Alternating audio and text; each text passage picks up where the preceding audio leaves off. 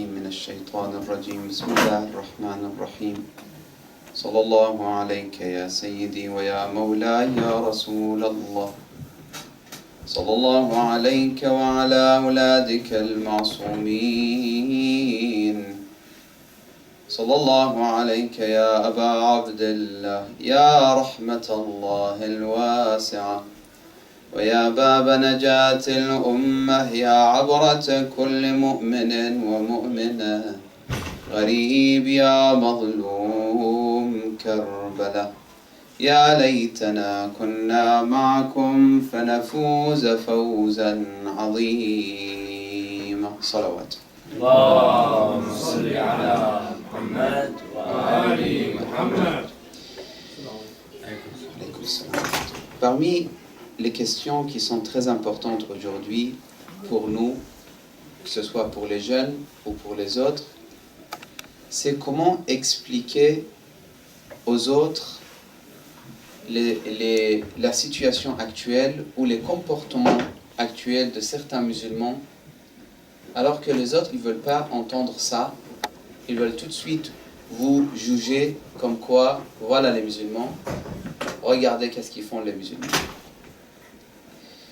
Si vous vérifiez et vous étudiez l'histoire de Imam al-Hussein alayhi salam, Imam sallallahu alayhi n'est pas sorti comme lui il a dit. Il n'est pas sorti parce que lui, il avait le plaisir ou le désir ou l'envie d'être chef. Il n'attendait pas ça. Il ne voulait pas le pouvoir non plus. Il ne voulait pas la richesse, il ne voulait pas gouverner. Mais la phrase qu'il a dit, et c'est la base de notre discours en arabe, en bas, juste tout à l'heure, c'est que l'imam, alayhi salam, il a dit « Je suis sorti pour vraiment corriger le chemin de l'islam ». Ça veut dire corriger les musulmans plutôt. Les musulmans, ils se prétendent être musulmans, mais actuellement, ils ne sont pas sur le bon chemin. Et qu'est-ce que ça veut dire? On doit vraiment étudier l'histoire de Imam al-Hussein pour savoir exactement ce qu'il voulait dire. Parce qu'il savait qu'il va tomber martyr, justement. Et certains frères sunnites, ils disent, mais s'il savait pourquoi il s'est mis en danger, en fait, pourquoi il est sorti. Sur Internet, si vous passez, surtout en arabe, moi je regarde, il y a beaucoup de critiques, beaucoup de discussions. Malheureusement, c'est naïveté de la part des gens parce qu'ils ne savent pas la réalité du message de Ahlul Bayt alayhi salam. Donc, ils osent à critiquer l'imam al-Hussein carrément. Je me rappelle une fois, peut-être il y a cette histoire, il y a 10 ans, j'étais invité quelque part chez des frères sunnites à Paris. Des frères sunnites, quand je dis, c'est des frères qui aiment Ahlul Bayt, mais ils ne connaissent pas vraiment al-wilaya, al-imama, etc., etc. J'étais chez eux, un homme là-bas, très intelligent, très respectueusement, il m'a dit, moi je respecte, écoutez bien, cet homme qu'est-ce qu'il m'a dit? Il m'a dit, moi je respecte Imam al-Hussein, mais je ne respecte pas Imam non, le frère Hassan. À votre avis, pourquoi il a dit ça? Pourquoi cette personne, un musulman de Maghreb, il dit, je respecte Imam al-Hussein, pourtant je ne respecte pas l'imam al-Hassan. Qu'est-ce qu'il avait l'imam al-Hussein que l'imam al-Hassan n'avait pas? C'est quoi la différence? Qui peut me dire? Lui, en fait, il a dit cette phrase et juste après, il a expliqué, il a dit, parce que l'imam al-Hassan, il a accepté la paix avec les méchants et les gens incorrects et les gens comme égarés comme Muawiyah, par exemple. Donc, il a accepté de faire la paix avec les gens qui sont égarés, comme Muawiyah. Alors que Imam Hussein n'a pas accepté. Il s'est mis contre Muawiyah. Il s'est mis contre, surtout Yazid. Parce que Muawiyah, il n'y avait pas vraiment guerre, mais Yazid, il s'est mis contre et il est parti jusqu'au Karbala pour tomber martyr, lui et sa famille, ses frères, etc., et ses enfants, parce qu'il ne voulait pas faire la paix avec celui qui est égaré. Donc cette personne, qu'est-ce qu'il a dit? Répétez s'il vous plaît. Il a dit, ça veut dire, est-ce que vous avez compris exactement ce qu'il voulait dire? Il voulait dire que moi je respecte celui qui se met contre l'injustice. Donc je respecte Hussein, salam alayhi, mais je ne respecte pas Imam Hassan, ce qu'il a dit lui. Nous, on ne dit pas ça. Nous, qu'est-ce qu'on dit? On respecte les deux parce qu'on sait les deux, ils ont fait ce qu'ils devraient faire. Ils ont fait ce qu'ils devraient faire parce que chaque moment, chaque temps, il a des nécessités. En tout cas, là, c'est bon, l'exemple, je le garde. Je vous donne un autre exemple. Aussi, il y a à peu près 10 ans, il est passé à la télé un monsieur, un savant, un monsieur qui se prétend d'être savant, des chaînes des musulmans en tout cas. Il a dit, nous, on respecte énormément l'imam al-Hassan. Énormément, on respecte l'imam al-Hassan. Mais malheureusement, l'imam al-Hassan, il a donné des conseils à son frère Hussein, mais lui, il n'a pas écouté les conseils. C'est dommage. On est un peu en colère contre le Hussein. Parce que le Hussein n'a pas respecté les conseils de Imam al-Hassan. Imam al-Hassan, il a fait la paix. Il n'a pas fait la guerre contre Bani Umayya. Imam al-Hussein n'a pas suivi le chemin. Il est sorti avec ses compagnons pour faire la guerre contre Bani Umayya. Donc voilà, on a deux exemples complètement contradictoires. Et les deux sunnites. Quand je dis sunnite, je répète encore, nous, notre école de Ahl al-Bayt, notre manière de penser, il ne permet pas d'insulter les sunnites, ni manquer de respect envers les sunnites. Ça, je répète et j'insiste. Au contraire, les autres qui insultent tranquillement, ils font ce qu'ils veulent faire, ou ils parlent comme ils veulent, ce n'est pas notre manière de faire. Nous, on respecte jusqu'au bout. Donc, mais pourquoi deux exemples, deux sunnites, mais contradictoires? Comment vous allez analyser cette histoire?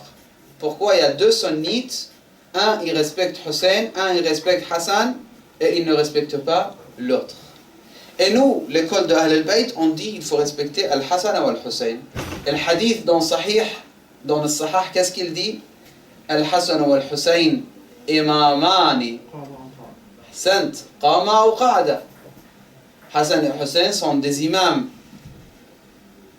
Même s'il fait la guerre, il est imam. S'il fait la paix, il est imam. Tout le temps, il est imam. Quoi qu'il fasse l'imam al-Hussein, quoi qu'il fasse l'imam al-Hassan, il est imam. C'est pas parce qu'aujourd'hui il fait la guerre, il est notre imam. Et parce qu'aujourd'hui il ne veut plus faire la guerre, il n'est plus notre imam. Vous voyez un peu, le problème c'est où en fait? Le problème, je ne vais pas être long, après je vais vous écouter si vous avez des questions. Le problème c'est que ce n'est pas nous qu'on décide qu'est-ce que l'imam doit faire. Vous m'écoutez? Ce n'est pas à nous de décider qu'est-ce qu'il doit faire l'imam. Nous, on croit aujourd'hui, l'imam il doit faire la paix. Non, il ne doit pas faire la guerre. Mais nous, on ne voit pas la réalité. Nous, combien on peut voir, combien on peut analyser. Regardez combien les êtres humains ils changent les lois. Ici au Canada, on ne change pas les lois. Vous avez Sénat ici, n'est-ce pas? Chaque fois, ils étudient les lois. Alaykoum salam. Ils étudient les lois, ils changent, ils font des changements, ils font des perfections. À chaque fois, ils disent ça c'était pas bon, ça c'était bon, etc., etc. Moi, avant de continuer, je vais vous poser une question. Au Canada, jusqu'à quel âge un jeune homme il est considéré mineur? 18 ans. Que ce soit fille ou garçon, n'est-ce pas? Par exemple, un des exemples que j'ai donné plusieurs fois, je vous donne cet exemple aussi. Moi, je pense que ça va changer cette loi. Ils vont changer ça. Ils ne vont pas garder ça. En futur, ils vont le faire 16 ans. Peut-être. Peut-être 17, peut-être 15, je ne sais pas. Mais ils vont diminuer. Et moi, je le dis aujourd'hui. Que ça ne va pas rester 18 ans, normalement. Je ne vais pas dire j'ai ilm al-ghaib, mais normalement ça ne va pas rester. 16 ans plus mariage, il fait majorité. Vous voyez, déjà. C'est l'auteur. Voilà, c'est spécialiste, donc déjà. Donc pourquoi ils vont changer? Pourquoi ils ne vont pas garder ça? Pourquoi ils ne vont pas rester sur 18 ans? L'islam, il ne donne pas des lois avec les études individuelles, moi, toi, les sœurs, on étudie et on donne notre opinion et ça y est, c'est la loi. Non, l'islam c'est pas comme ça. L'islam c'est la loi de Allah subhanahu wa ta'ala. Dans la loi d'Allah subhanahu wa ta'ala, dans le loi d'Allah subhanahu wa ta'ala, il n'y a pas de doute. Pourquoi? Parce que lui, il sait exactement qu'est-ce qui est bien pour nous et qu'est-ce qui est, s'il vous plaît, dites-moi, qu'est-ce qui est mal pour nous. Il sait exactement ce qui est bien, ce qui est mal. La plupart des voleurs à Paris ou ailleurs, la plupart des jeunes qui détruisent les stations de bus et ils font des bêtises par là et par là, c'est à partir de quel âge? À partir de 16 jusqu'à 18. Jusqu'à 18. Ils savent que, après je vous donne un moment pour poser des questions, ils savent que ils ne seront pas en prison, ils sont encore mineurs, mais en même temps, à partir de 16 ans, il est devenu un homme. Là, par exemple, je pose la question, vous, par exemple, vous avez quel âge? 18. Vous? 18. Par exemple, les frères, les deux, ils ont 18 ans. D'accord? Il y a un an, leur force, par exemple, c'est un exemple, c'est à peu près la même chose qu'aujourd'hui. Parce que la force qu'il prend un jeune homme, ça commence à peu près de 16 ans. Ça dépend, des fois de 13, je connais des jeunes, à 14 ans, ça y est, c'est un homme. On va, on dit, il a quel âge? Il dit 14 ans. On dit non, c'est pas possible. T'as plus. L'islam, qu'est-ce qu'il a dit? L'islam, il a dit non. Mineur tant que t'es pas mukallaf. Tant que t'es pas mukallaf. Qu'est-ce que ça veut dire mukallaf? Bal, c'est quoi bal? L'âge de puberté, on dit en français? L'âge de puberté, c'est ça le taklif. Donc à partir de là, si tu casses les vitres, on ne va pas appeler ton père, on va t'appeler toi-même. Toi-même, tu es responsable. Ça, je vous donne un exemple. C'est un exemple. Pourquoi je vous donne cet exemple? Parce que, en fait, en vérité, nous, on croit qu'on sait ce qui est bien pour nous et ce qui est mauvais pour nous. C'est pour ça qu'on dit à mon père, non papa, c'est pas bon pour moi de faire la prière, par exemple. C'est pas le moment. Ou non papa, jeûner, ça fait mal au ventre, c'est mauvais pour la santé, par exemple. Ou tous les autres excuses qu'on a pour ne pas respecter les lois d'Allah subhanahu wa ta'ala. Je reviens à un autre exemple. La personne qui a dit je respecte pas l'imam al-Hassan, mais je respecte l'imam al-Hussein, en fait, lui, il a parlé avec ses désirs.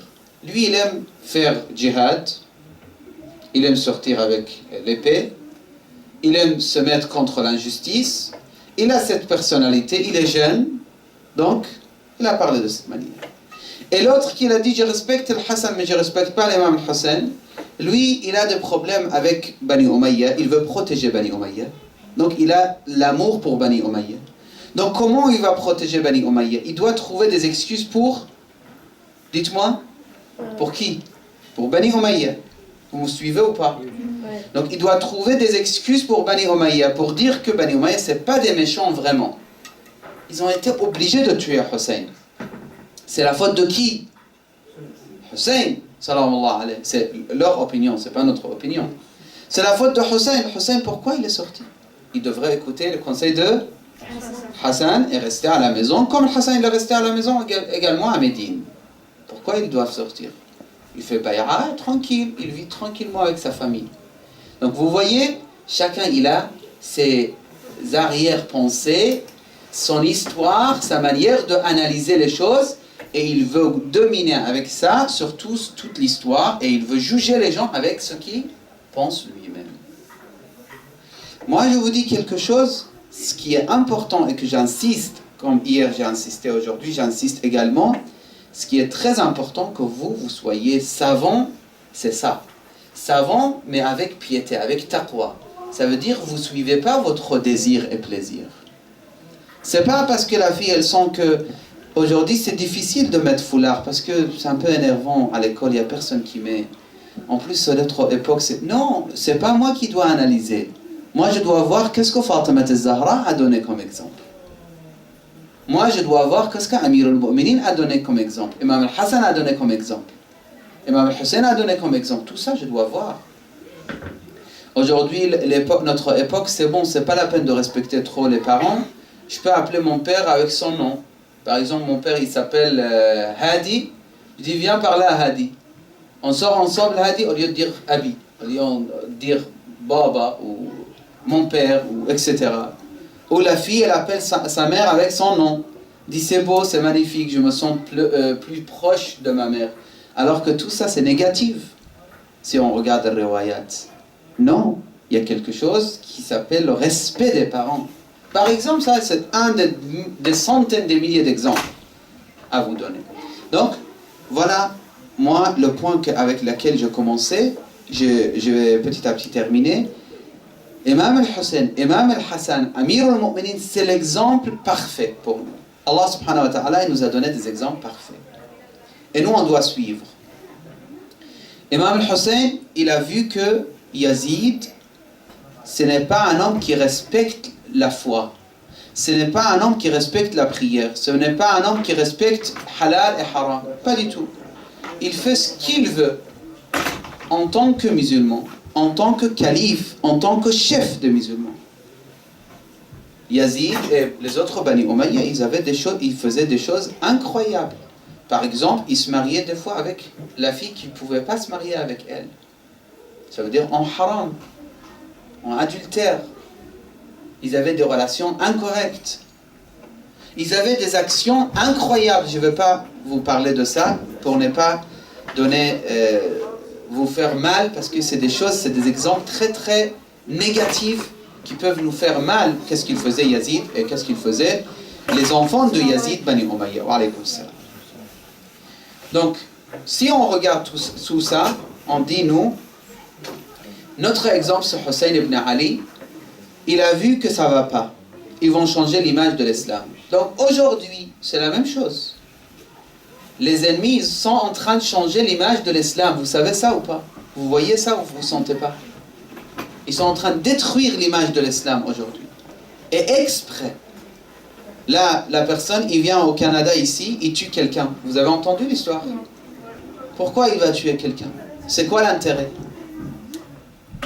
C'est pour gâcher notre image. C'est pour que après, la sœur, quand elle sorte dans la rue, au marché, ou supermarché, etc.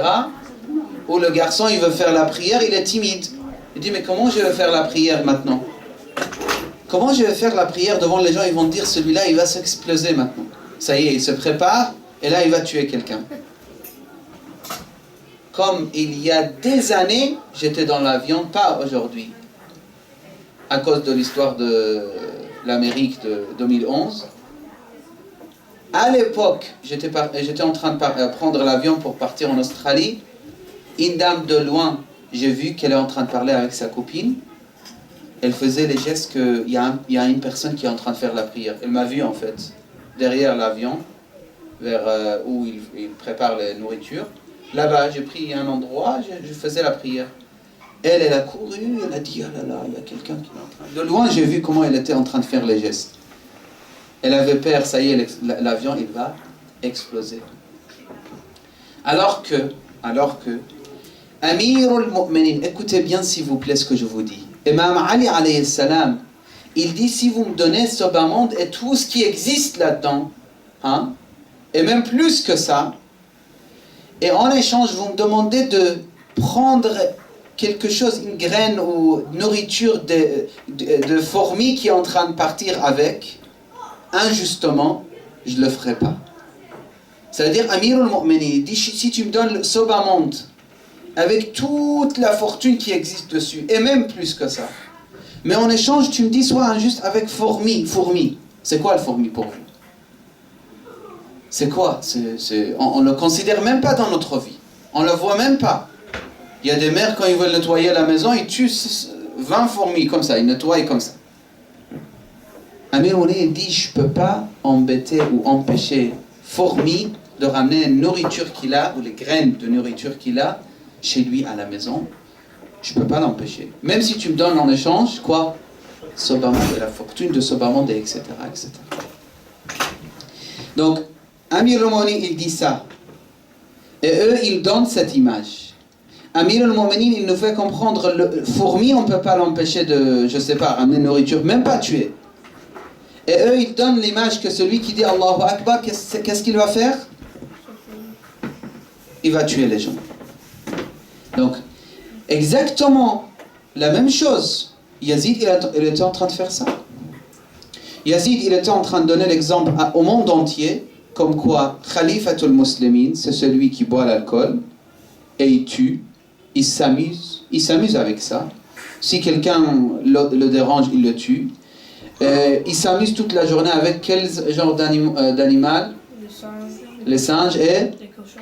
voilà, et les chiens. Et là? Hein? Je sais pas, les ânes, c'est pas marqué dans l'histoire, mais peut-être. En tout cas. Donc, ça, c'est la personne qui veut être guide de tous les musulmans, prince des croyants, soi-disant, et le calife de notre noble prophète. Imaginez, Imam al-Hussein, il doit s'asseoir à Médine et accepter cette situation. C'était impossible. Également aujourd'hui, nous, j'ai posé la question, j'ai commencé avec cette question. Aujourd'hui, ils sont en train de gâcher l'image de l'islam. Qu'est-ce que nous, on peut faire en échange? Moi, avant de répondre, j'aime vous entendre, Inch'Allah. Cette partie, je m'arrête un petit peu. Vos idées, c'est quoi? C'est quoi vos idées? Qu'est-ce que vous pensez? C'est quoi votre solution pour changer cette image?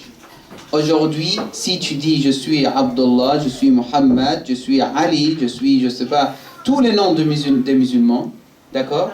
Si tu mets un peu de barbe, même si je sais pas, en France maintenant c'est devenu la mode. Chez vous aussi ou pas, je ne sais pas. Ça n'a pas commencé encore, mais ça va venir.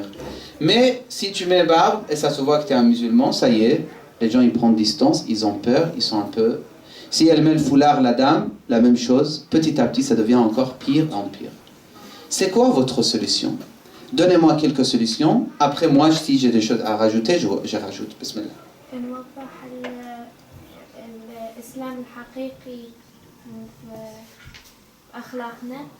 D'accord, donc dites-le en français.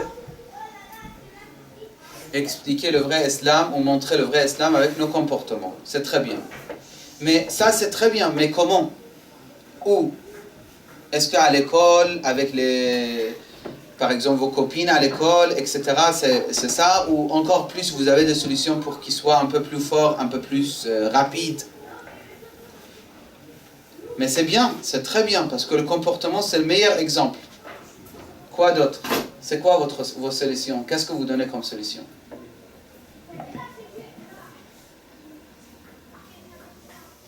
Si vous ne me donnez pas de solution, je serai vraiment déçu.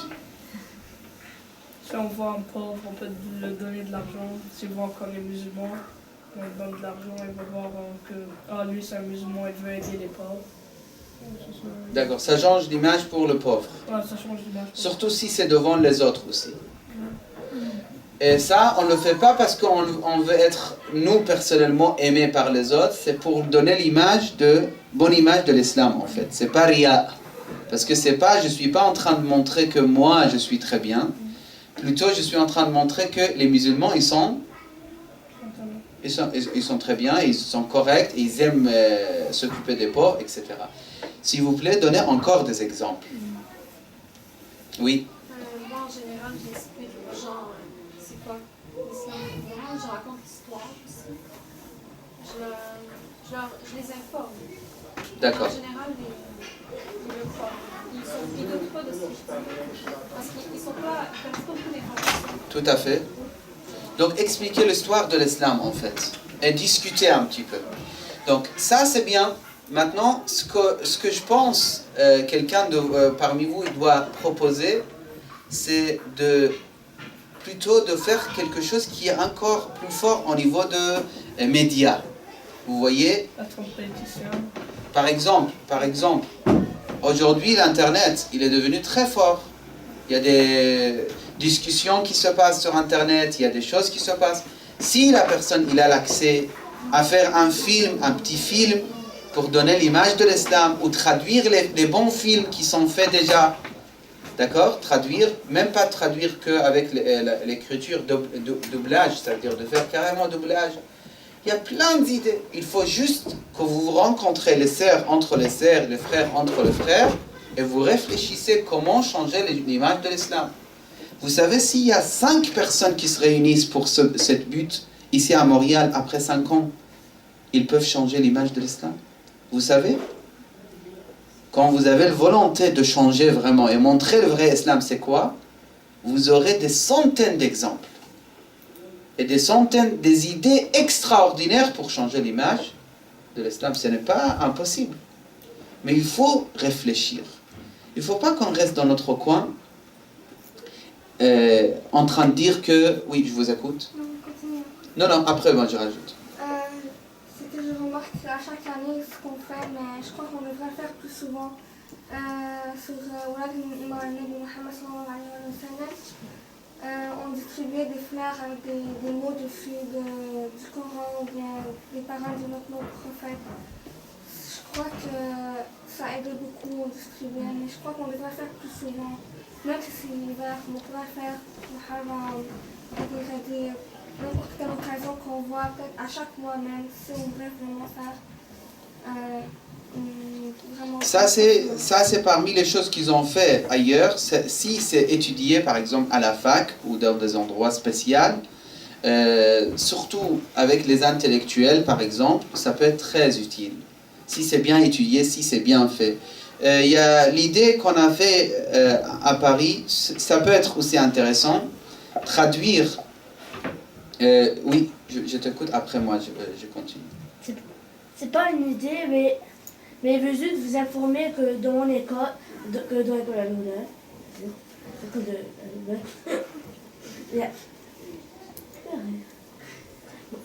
il y a des personnes dans la prière qui parlent. Quand ils prient, ils parlent. Il y a d'autres personnes qui disent des mauvais mots, comme PUTN, j'ai pas envie de dire le mot parce que il y a aussi FUCK. D'accord, ça on va parler à la fin, si tu me permets, d'accord? D'accord. D'accord, parce que ça c'est parmi les questions de jurisprudence, donc on va corriger ça à la fin. Donc je reprends, en fait, de traduire un texte en français qui parle par exemple 3 minutes, je dis 3 minutes, 3 paragraphes, petits paragraphes, qui parlent de la justice de l'islam, comment l'islam considère les autres, comment l'islam considère par exemple une femme dans l'islam, parce que c'est trop, sur ce point il travaille beaucoup les ennemis de l'islam pour dire que les femmes sont complètement égarées, complètement effacées de l'histoire de l'islam. Ils sont vraiment les opprimés dans l'islam en fait. Toutes les injustices c'est sur la tête des pauvres femmes dans l'islam, etc. Donc ça peut être un titre sur lequel on étudie, on écrit des choses. Moi je pense que tout ça c'est utile, mais encore ce que j'attends de vous, de m'apprendre et de me donner des idées que moi j'ai pas encore eues, c'est de voir avec le média aujourd'hui comment on peut faire pour vraiment changer l'image de l'islam. Est-ce que par exemple c'est possible d'avoir l'accès pour passer à la télé canadienne par exemple? Est-ce que c'est possible? Et si c'est possible, est-ce qu'on a informé des jeunes qui savent comment parler là-bas? Vous voyez qu'est-ce que je suis en train de dire? Ça veut dire, nous, on doit commencer à penser comme, je n'aime pas nommer ici, mais comme certains d'autres religions, ils ont fait, ils sont passés à la télé, ils ont parlé de leur religion, ils se sont défendus, ils ont montré qu'ils sont opprimés, etc. Alors que personne n'est opprimé comme Madrasat Ahl al-Bayt, l'école de Ahl al-Bayt. Donc ils ont eu des succès, ils ont réussi. Nous, notre devoir également de penser sur ce point. Moi, c'était la question avec laquelle je commençais. Je termine ici. Je vous laisse quelques minutes. Donc notre sujet d'aujourd'hui, c'était comment changer l'image de l'islam alors que les ennemis de l'islam, ils sont en train de le détruire complètement. C'est ça la question qu'on a posée. Moi, je vous ai proposé un petit peu. Il y avait des sœurs qui ont donné des propositions. C'était intéressant, mais réfléchissez. Si vous avez des idées, c'est très important pour moi et pour vous, Inch'Allah, on essaye d'appliquer. Par rapport aux sujets que hier je vous ai proposés, je dis si vous avez des questions, Inch'Allah, dans quelques minutes qu'il nous reste, je suis à votre service si vous avez des questions, Inch'Allah. Si vous avez préparé des questions ou quoi que ce soit.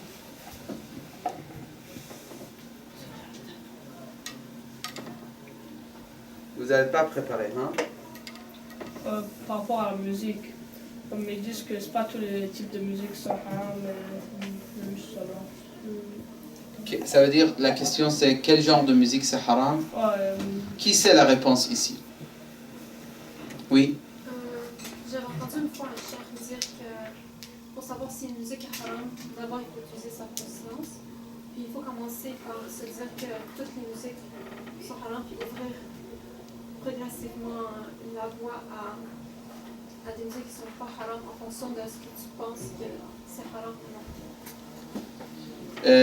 Ça veut dire, finalement, par exemple, là, si on entend des musiques qui passent à la télé, par exemple, il met à la télé, comment on peut savoir si c'est haram ou pas? C'est chaque personne lui-même? Moi, quand j'entends de la musique, parce que j'entends parler de choses haram, pour moi, c'est automatiquement haram. D'accord. Mais si c'est des choses, on va dire, de la musique sur des choses de la vie qui sont comme... D'accord. Oui, tu as des réponses pour cette question? Si tu as des réponses, bismillah, sinon on laisse pour la fin, d'accord? Si on a des propositions. Ben, elle a raison. Il y a plein de chanteurs comme Justin Bieber ou d'autres personnes. Ils disent des mauvais mots dans leurs chansons. Ou alors, écoutez des chanteurs qui ne sont pas musulmans. Qu'est-ce qu'il y a, rire? Qu'est-ce qu'il y a? Non, c'est rien.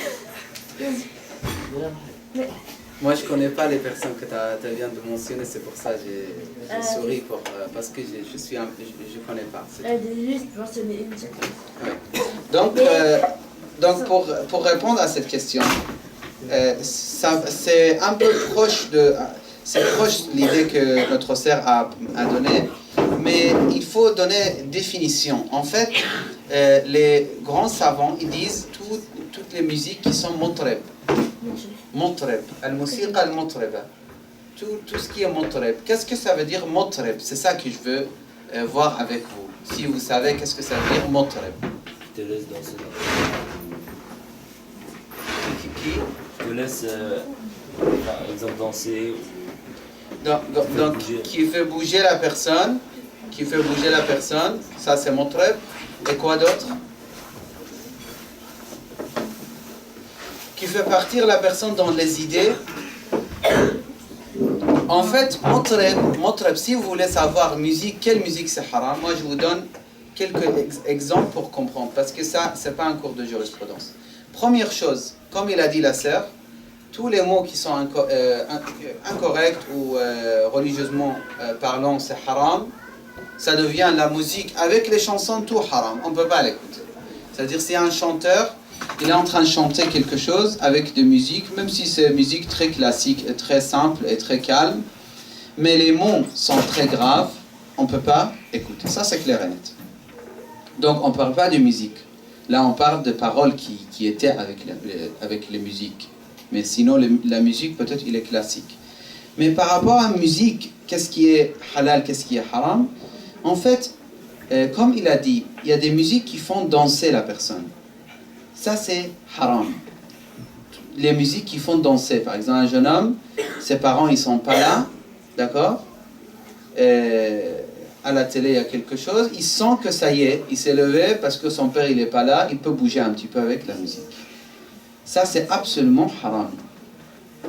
Et ce qui est important sur ce point, sachez que certains péchés, même s'ils sont très petits, si vous commencez avec, petit à petit, vous allez faire des péchés encore pires.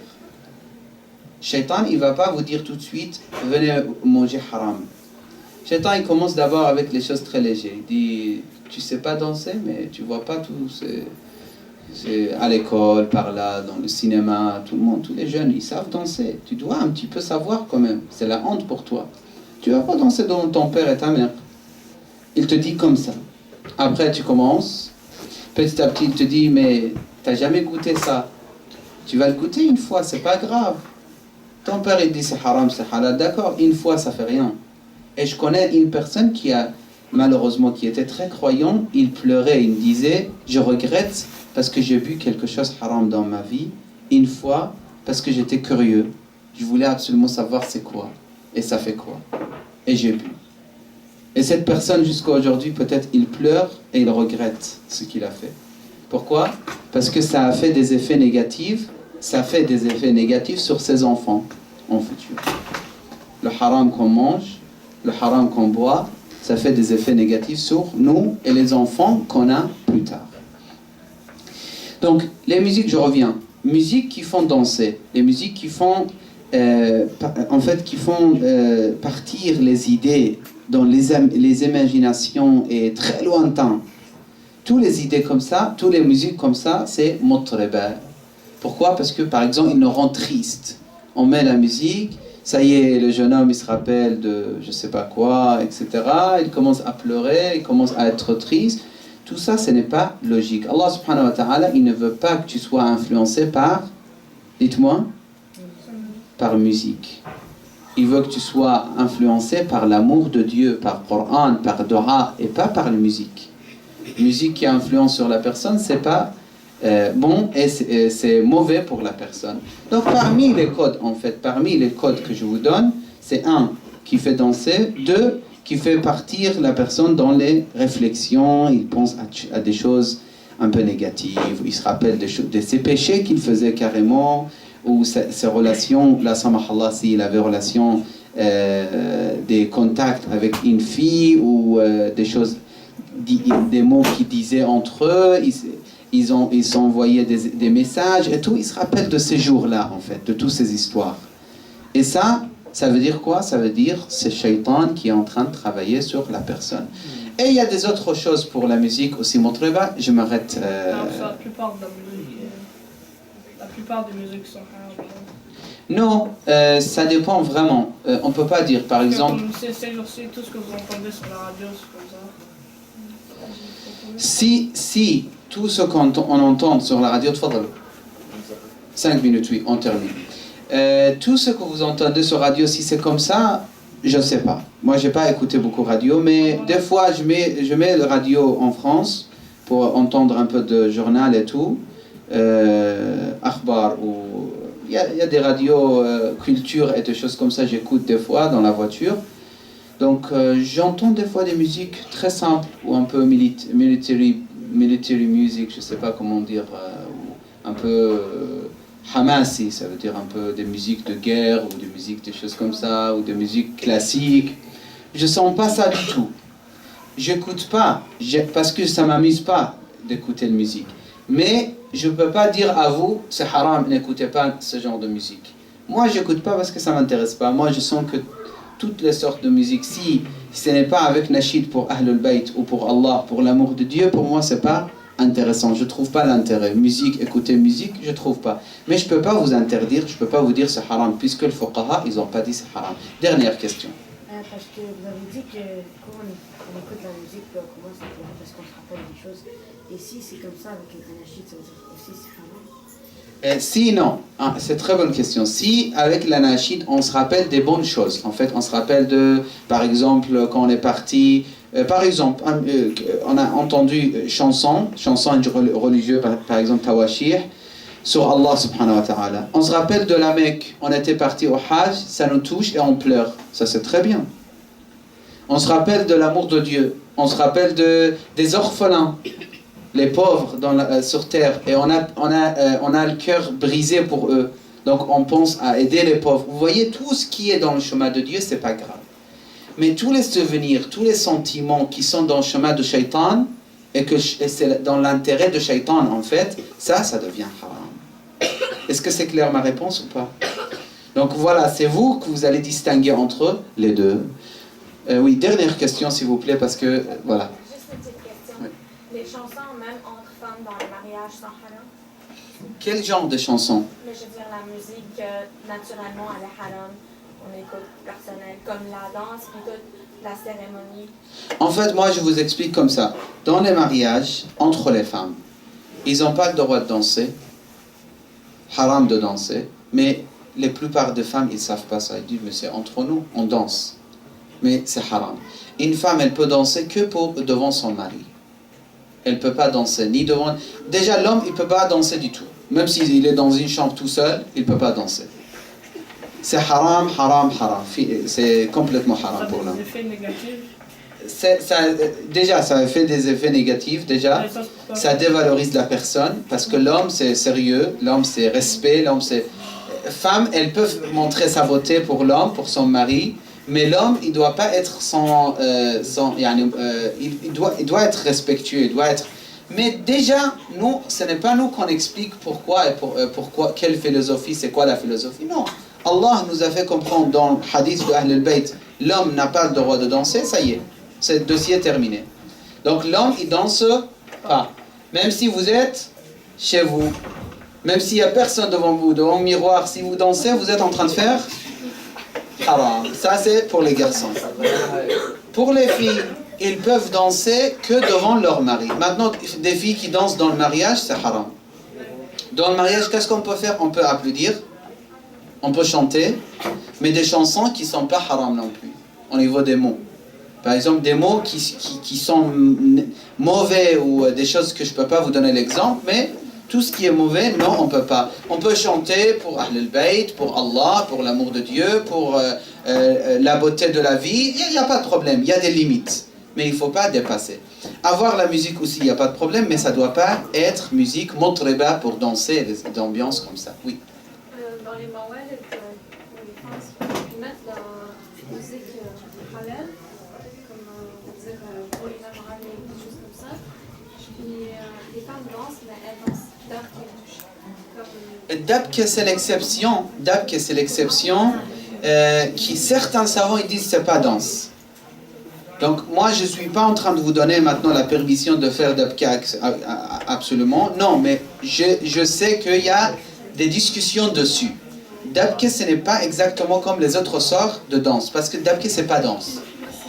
C'est ligne et après il saute en fait. C'est pas vraiment danse. Mais pourtant, pour dabke, il faut s'assurer. Il faut voir chacun son marja, qu'est-ce qu'il dit. Moi, je vous donne pas le fatwa parce que je suis pas en tant que mujtahid ici. Je suis juste en train de vous dire les règles générales. Donc, dabke, c'est exception. On termine avec ça. Inch'Allah, demain, je vous demande, Inch'Allah, si c'est possible, réfléchissez les questions très importantes pour vous. Notez une ou deux questions. Si chacun il pose une question, d'accord? Et qu'on a réussi à répondre 5 ou 7 ou 8 questions, déjà c'est extraordinaire. Wa sallallahu ala sayyidina Muhammad wa alihi at-tayyibin at-tahirin.